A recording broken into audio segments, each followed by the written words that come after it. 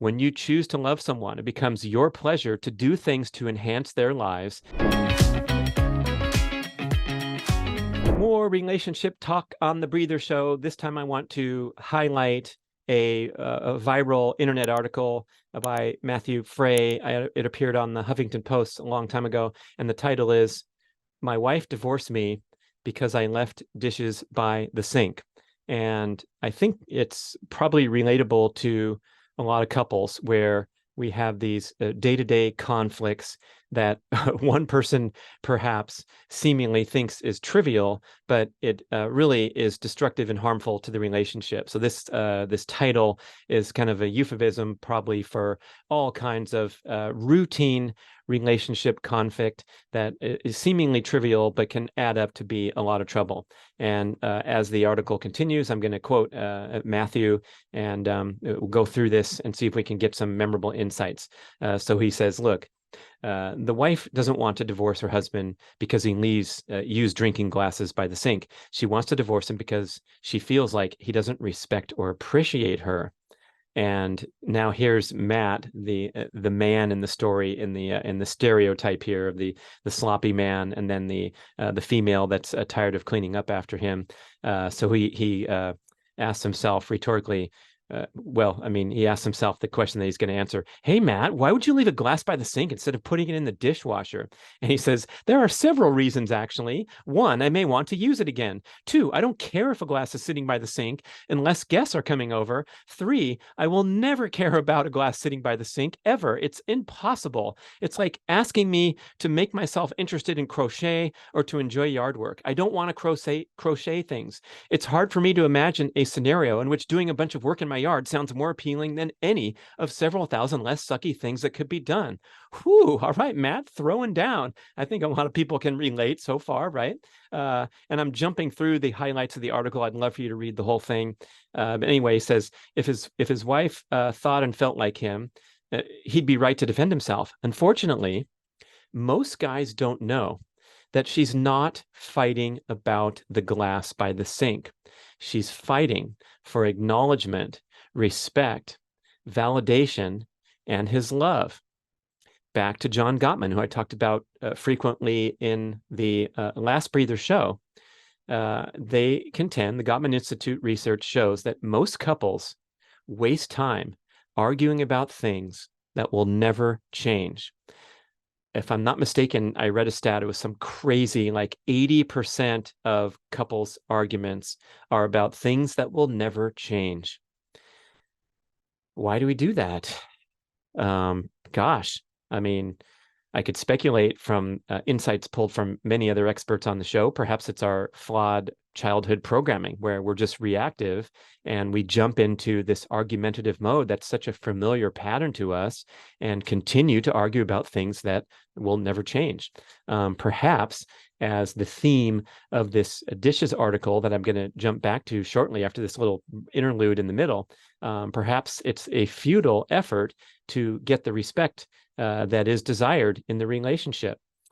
Understand? So if a couple is constantly arguing about finances and one of the members of the couple is the main income earner and the other person is the main spender, we're going to be butting heads over and over. And it's not really about the new lawn furniture that was super expensive. It's about the respect of the other person's needs and wants and values, and coming together to make appropriate decisions where everyone's input is respected, including the person that desperately wants new patio furniture and the other person that desperately wants to keep to a budget.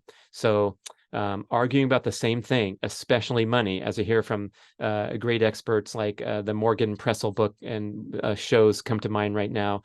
Ramit Sethi talks about couples and money on his podcast, and you get these recurring themes where it's not really about the money. On some of Ramit's content, he talks about he was counseling a couple and their net worth is $7 million.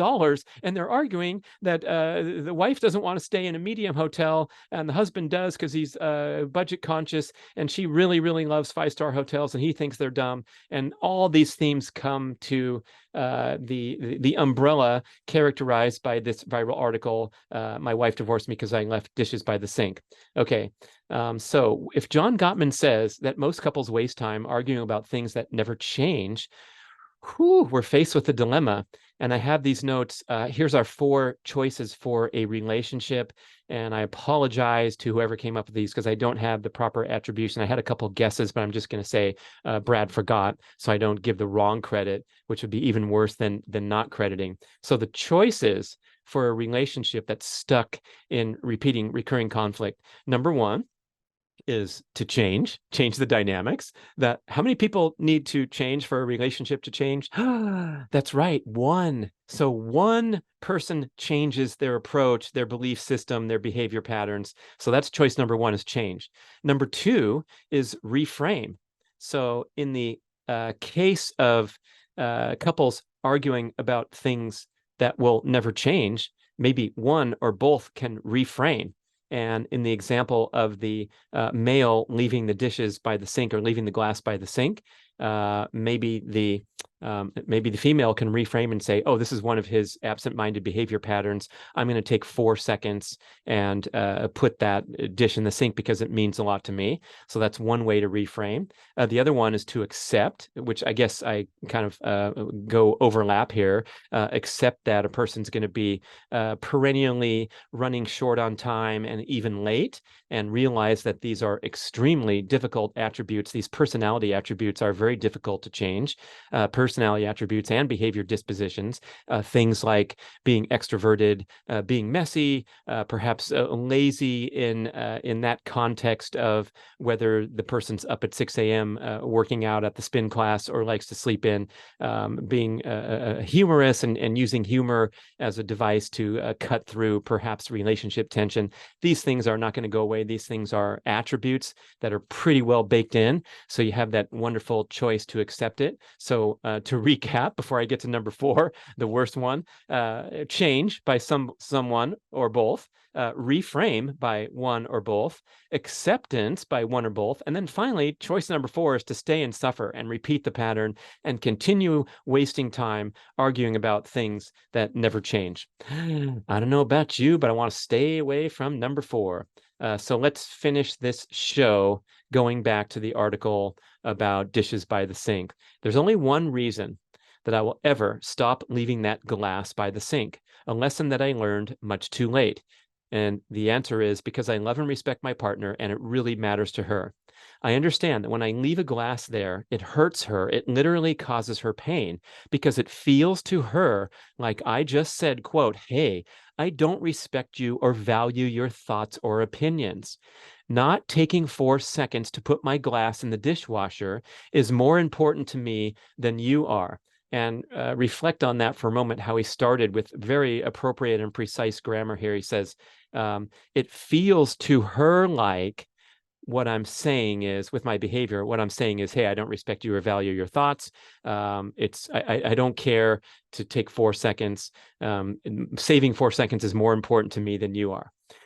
So when you kind of come to this realization that the reason to move the glass into the dishwasher, it's pretty powerful. All of a sudden, it's not about something as benign and meaningless as a dirty dish. Because remember, when the guy gave his 3 reasons for why you're leaving the glass by the sink, he said, I may want to use it again. I don't care unless guests are coming over. And 3, I will never care about a glass sitting by the sink ever. It's impossible. It's like asking me to enjoy yard work. So all of a sudden, it's not as benign and meaningless as a dirty dish. Now, it's a meaningful act of love and sacrifice of 4 seconds. That doesn't seem like the kind of thing that's too big for the person who sacrifices daily for me. I don't have to understand why she cares so much about that stupid glass. Again, I love the guy's beautiful use of grammar and putting in stupid glass with that injection. But again, showing us the big picture that it's not important to understand why. I just have to understand and respect that she does care.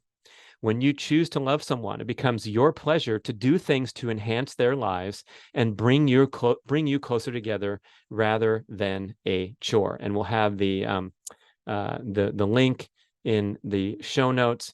But again, the title is My Wife Divorced Me Because I Left Dishes by the Sink by Matthew Frey on Huffington Post. And thank you for listening to or watching this Breather Show. Love to hear from you. And the email address, as always, podcast@bradventures.com. And go ahead and share the show with someone you care about. Listen to it together, push a couple buttons and send a text message of an excerpt or a link to the show. And love to bring more people along as we navigate all the different aspects of leading healthy, active, happy, energetic lifestyle for a long time.